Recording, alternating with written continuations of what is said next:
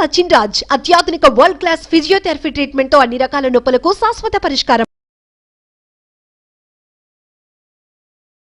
Hi, welcome to our channel. ఈ రోజు మనతో పాటు ఉన్నారు భారతీ శంకరపీఠ వ్యవస్థాపకులు శ్రీ అన్నవరపు తిరుపతి మూర్తి అవధాని గారు.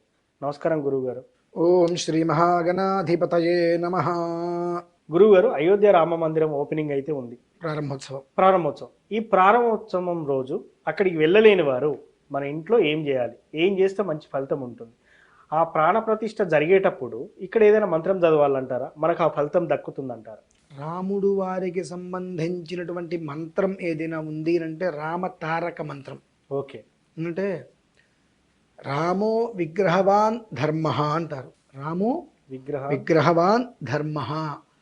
అసలు దీని గురించి మనం చెప్పుకోవాలనుకుంటే ఒక సప్తాహం చేయించండి. అంటే 7 రోజుల పాటు రామో విగ్రహవాన్ ధర్మ అనేటువంటి పదం గురించి మనం చెప్పుకోవాలంటే 7 రోజులు సప్తాహం చేయొచ్చు చక్కగా. ఒక పదం గురించి అంత గొప్పది అది. అటువంటి ధర్మ ప్రభువుని అక్కడ స్థాపిస్తున్నారు. మనం అందరం ఏమి చేయాలి? ఈ రామాయణానికి మూల పురుషుడు వాల్మీకి, ఆయన రచించిందే కదా. ఆయన ఏ మంత్రాన్ని జపం చేశారు? మర మర మర. అంటే ఏ మంత్రమైనప్పటికీ కూడా ఒక విధానాన్ని అనుసరించి మంత్రోపదేశం చేయకూడదు. కాబట్టి వాల్మీకి మర మర అని అనుకోమన్నారు. 10 సార్లు అనండి. మరా మరా మరా మరా మరా మరా మరా మరా మరా మరా మరా అంటే మరా అని ఉచ్చరిస్తే రామ అని వచ్చేస్తుంది. మరా మరా మరా మరా అంటే రామ వచ్చేస్తుంది. అదే రామ రామ రామ రామ రామ అంటే మరా అని వచ్చేస్తుంది. మరా నుంచి ప్రారంభం చేసుకోవాలి. ఓకే, చేసుకొని మరా మరా మరా మరా అంటే ఆ రామతారక మంత్రం అదే. చక్కగా ఆ రోజునే కదండి, రేపటి నుంచే మొదలు పెట్టుకొని ఎంత అయితే అంత. 1,00,000 చేయగలిగేవా? 1,00,00,000 చేయగలిగేవా? చేసుకో. 22వ తారీఖు రోజునాడు ఏదైతే రాముడి వారి విగ్రహ ప్రతిష్ఠ జరుగుతుందో ఆ రోజు మనందరము కూడా హైందవ ధర్మాన్ని పాటిస్తున్నాము అనేటువంటిది వెలుగెత్తి చూపించేటువంటి చాలా అద్భుతమైన సుదినంగా భావించుకొని కాషాయం జెండా ప్రతి ఇంటి మీద పెట్టుకొని దాని మీద రామ జై శ్రీరామ్ అనేటువంటిది వేయించుకొని ఒక తారక మంత్రంతో ఆ జెండా కనుక పాతినట్లయితే దేశం మొత్తం రెపరెపలాడుతూ ఉంటుందండి.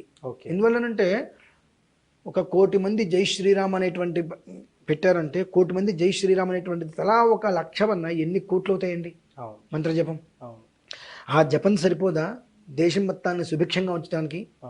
ఇది ఏ ఇంట్లో ఇది నేను చేసుకుంటే బాగుంటుందని కాదండి, ఇది లోకం కోసం చేసేటువంటిది. నా ఇంట్లో నేను, మీ ఇంట్లో మీరు చేసుకునేటువంటిది కాదు. లోకం అనేటువంటిది ప్రపంచం ఏదైతే ఉందో ఈ ప్రపంచం బాగుండాలని చేస్తున్నారు. కాబట్టే కదా 150 స్క్రీన్స్ పెడుతున్నారు ప్రపంచంలో. అమెరికాలోనే 50 పైన స్క్రీన్స్ పెడుతున్నారు కదా. ఎందుకు పెడుతున్నారంటే అది చూస్తే చాలు అందరికీ కూడా యోగం కలుగుతుంది అని. అటువంటిది చక్కగా ఆ సమయంలో ఇంట్లో టీవీ చూసామా, ఫోన్ మాట్లాడామా, గేమ్స్ ఆడామా అనేది కాకుండా నిత్య దీపారాధన ఎట్లాగా ఉంటుంది. చక్కగా ఒక పతాకం, విజయ పతాకం అంటారు. 500 సంవత్సరాల తర్వాత విజయం సాధిస్తున్నాంగా. ఎన్ని కళలండి.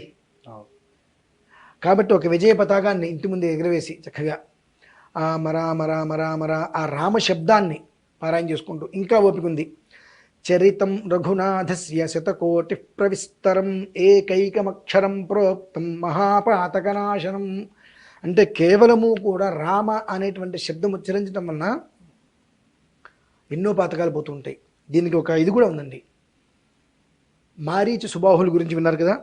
ఆ మారీచుడు మాయలేడి వేషం వేసుకొని వస్తాడు.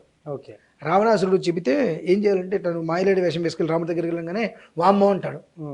రా అనే అక్షరం వినిపించినా నాకు భయం వేస్తుంది, నేను వెళ్ళను అంటాడు. వెళ్ళకపోతే చంపేస్తా అంటాడు రావణాసురుడు. వెళ్ళినా చస్తాం, వెళ్ళకపోయినా చస్తాం. ఆ చనిపోయేదేదో ఆయన చేతిలో చనిపోదాం అనుకొని మారీచుడు బంగారపు లేడి వేషం వేసుకొని వస్తాడు. సీతమ్మ వారికి తెలియదా బంగారపు లేడి ఉండదని? అంటే కొన్ని ప్రారంధాలు ఎంతటి వాడికైనా తప్పవండి, తెలుసు కదా. రాముడి వారికి కూడా తెలుసు కదా, చెబితే వినే పరిస్థితులు కావు. కాబట్టి తీసుకురావడానికి వేటకి వెళ్ళాడు. రాముడు వారిని ఇబ్బంది పెట్టేటువంటి అస్త్రం లేదని సీతమ్మ వారికి తెలుసు. కానీ లక్ష్మణుడు ఆమె నిందించింది. చివరికి ఆ బాణంతో మారీచుడు చనిపోయాడు. అతను చనిపోయే ముందు ఏమన్నాడు? చనిపోవడానికి ముందు రా అనే అక్షరం అంటేనే నాకు భయం. అవును. రా అనే అక్షరంతో ఏది మొదలైనా భయమే. రామ అంటే ఇంకా భయం, కానీ ఆయన చేతిలోనే చనిపోతాను అనుకుంటూ వెళ్ళాడు. అంటే రామ అనే అక్షరంలోనే, ఆ 2 అక్షరాల పదంలోనే ఎంత అద్భుతం ఉందో చూడండి. చెప్పారు, చరితం రఘునాథస్య శతకోటి ప్రవిస్త్రం ఏకైకమక్షరం ప్రోక్తం మహాపాతకనాశనం. రామాయణం 24,000 శ్లోకాలు నువ్వు చదవక్కర్లా. రామ అనేటువంటి పదం మరాతోటి ప్రారంభం చేసుకొని 24,000 సార్లు చేయి. రాముడి వారి అనుగ్రహం లభ్యం కాదా? ఇది ఎవరికి వారికి తెలియాలండి, మనం చెప్పవలసిన అవసరం లేదు. ఇన్ని వందల సంవత్సరాల తర్వాత ఇంత పండగ జరుగుతుంది కదా, దీనికి మనం ఏం చేయాలి? ఓ 10 రూపాయలు ఇచ్చాము, లేదా 1000 రూపాయలు ఇచ్చాము, 1,00,000 రూపాయలు ఇచ్చామంటే కాదు కదా. మంత్రబలం, శక్తి అదే కదండి, మంత్రమే కదా శక్తి. నువ్వు ఎంత ఉచ్చరించావో అంత శక్తి అలా కొండలాగా పెరుగుతూ ఉంటుంది. ఇంత దాన్ని ఎవరైనా కాలుతో తంతారు, ఇంత దాన్ని తంతారు, కొంచెం ఇంత దాన్ని కూడా తంతారు, పెరిగితే కాలు విరుగుతుంది దెబ్బకి. ఇంకాస్త గట్టిగా తిందంటే ఎముక 2 ముక్కలు అవుతుంది. ఈ మంత్రబలం అనేటువంటిది ఇన్ని కోట్ల మంది భారతీయులు రామ రామ రామ రామ రామ అనుకుంటూ అలా ఒక కొండను తీసుకొచ్చి పెడితే దాన్ని ఎవరైనా ఏమైనా చేయగలరండి? ఏమీ చేయలేరు. ఆ కొండ మీద ఎన్నో రకాల వృక్షాలు వస్తాయి, ఫల వృక్షాలు వస్తాయి, పుష్ప వృక్షాలు వస్తాయి, ఎన్నో రకాల జీవాలు బ్రతుకుతూ ఉంటాయి. అంటే ఆ మంత్రశక్తితో ప్రపంచం అంతా కూడా శాంతిగా ఉంటుందనేటువంటిది చాలా యోగ్యకరమైనటువంటి సంభాషణ అది. కాబట్టి ప్రతి ఒక్క మనిషి కూడా ఇది మనది, మనం తెచ్చుకున్నటువంటి స్వాతంత్రాన్ని మనం నాశనం చేసుకున్నాం. కాబట్టి మనం తెచ్చుకునేటువంటి విజయాన్నైనా మనం కాపాడుకుందాం. ధర్మ విజయాన్ని మనం కోరుకున్నాం, అది వచ్చింది కాబట్టి దాన్ని మనం కాపాడుకొని వృద్ధి చేసుకుందాం అనుకొని చక్కగా జై శ్రీరామ్ అనేటువంటి కాషాయ జెండా ఒకటి ఎగరవేసి రామ రామ రామ రామ రామ రామ రామ రామ రామ అనుకుంటూ ఈ 2 రోజులు 3 రోజులు టైం ఉందిగా, 24,000 సార్లు ఆడుతూ పాడుతూ అయిపోతుంది. చేసుకోమనండి చాలు.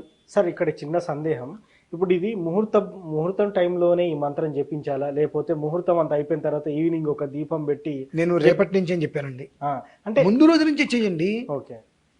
ఇప్పుడు విగ్రహం పెడుతున్నారంటే 4-5 రోజుల ముందు నుంచి దానికి ఎన్నో క్రతువులు నడుస్తూ ఉంటాయి కదా. ఆ రోజులో ఆ సమయం రోజున విగ్రహాన్ని ప్రతిష్ఠ చేస్తారు. ఈ ప్రతిష్ఠ చేసేటువంటి లోపు నువ్వు ఎంత చేయగలిగితే అంత శక్తి కదా. ప్రతిష్ఠ చేసేప్పుడు యంత్రం పెడతాం, ఆ యంత్రానికి శక్తి, ఆ యంత్రానికి శక్తి రావాలి అంటే ఆ రామతారక మంత్రం ఎన్ని కోట్లయితే మనం చేస్తామో అంత శక్తి కూడా అందులోకి వెళ్ళిపోతుంది కదా, అది ప్రజ్వలిల్లుతుంది. అదే కదా కావాల్సింది. నేను ముహూర్తం అయిపోయిన తర్వాత రావుడి వారిని విగ్రహం స్థాపించిన తర్వాత నేను పెడతానంటే ఉపయోగం లేదు పెద్దగా, ఏదో మనం కూడా చేసుకున్నామని. ముందు చేసేటువంటి దానికి తర్వాత చేసేటువంటి దానికి చాలా తేడా ఉంటుందండి. ఇప్పుడు ఇది 24,000 సార్లు జపించాలంటారు. చాలా మంది 1,00,000 అంటారు, మీరేమో 24,000 అంటారు. దీనికి 24,000 శ్లోకాలు రామాయణం. ఓకే. అందుకని కనీసం 24,000 సార్లు చేయమంటున్నా. 1,00,000 చేయండి అంటే మేము చేస్తామంటారు, చేయలేరు, చెయ్యరు. అది సాధ్యం కాదు. సాధ్యం కావడం పెద్ద కష్టమేం కాదండి, సాధ్యమే. కానీ ఏంటంటే ఎవరికి వాళ్ళకి 3 గంటలు సినిమా చూస్తాం కానీ వెళ్ళి మనం ఇందులో మాత్రం కూర్చుని 3 గంటలు జపం చెయ్యం. కాబట్టి 2 రోజుల సమయం తీసుకొని 24,000 చేయండి.